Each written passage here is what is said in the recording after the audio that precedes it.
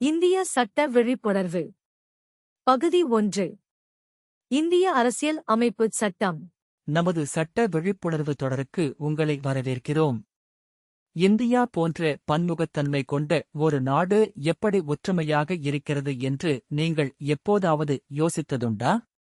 அதற்கு காரணம் ஒரு புத்தகம், இந்திய அரசியல் அமைப்புச் சட்டம்.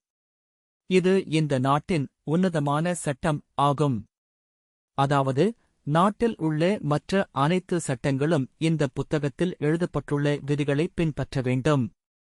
ஒரு சட்டம் அரசியலமைப்பிற்கு எதிராக இருந்தால் அது செல்லாததாக கருதப்படும்.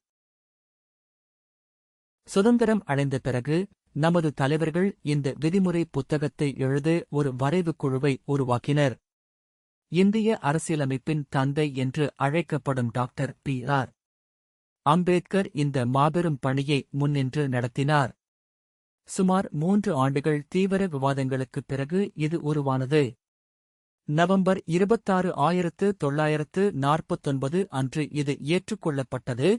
மேலும் ஜனவரி 26, 1950 அன்று அதிகாரப்பூர்வமாக நடைமுறைக்கு வந்தது. இந்த நாளையே நாம் குடியரசு தினமாக கொண்டாடுகிறோம். முகப்புரை என்பது நமது அரசியலமைப்பின் அடையாள அட்டை போன்றது.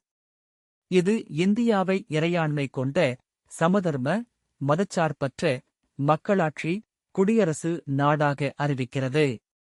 இது அனைவருக்கும் நீதி, சிந்தனை சுதந்திரம், சமத்துவம் மற்றும் ஒவ்வொரு தனிநபரின் கண்ணியத்தை உறுதிப்படுத்தும் சகோதரத்துவத்தை உறுதி அளிக்கிறது.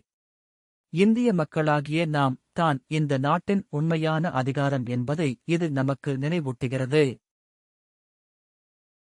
இந்த புத்தகம் உங்களுக்கு ஏன் இவ்வளவு முக்கியமானது? ஏனெனில் அரசியலமைப்புச் சட்டம் அதிகார துஷ்பிரயோகத்திலிருந்து குடிமக்களை பாதுகாக்கிறது. அரசாங்கம் என்ன செய்யலாம் மற்றும் என்ன செய்யக்கூடாது என்பதற்கான எல்லைகளை இது நிர்ணயிக்கிறது.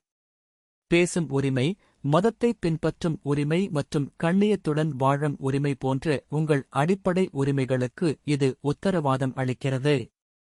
இது இல்லை என்றால் அதிகாரத்தை கட்டுப்படுத்த எவராலும் முடியாது. அரசியலமைப்புச் சட்டம் என்பது வெறும் சட்ட ஆவணம் மட்டுமல்ல, இது நமது அன்றாட வாழ்க்கையை வழிநடத்தும் ஒரு உயிர்நாடி. குடிமக்களாகிய நாம் அதை வாசிப்பதும் புரிந்துகொள்வதும் மதிப்பளிப்பதும் நமது கடமையாகும். உங்கள் அரசியலமைப்பை தெரிந்து கொள்வது அதிகாரமிக்க குடிமகனாக மாறுவதற்கான முதல் படியாகும். அடுத்த பகுதியில் அடிப்படை உரிமைகள் பற்றிப் பார்ப்போம். விழிப்புணர்வுடன் இருக்கத் தொடர்ந்து இணைந்திருங்கள்.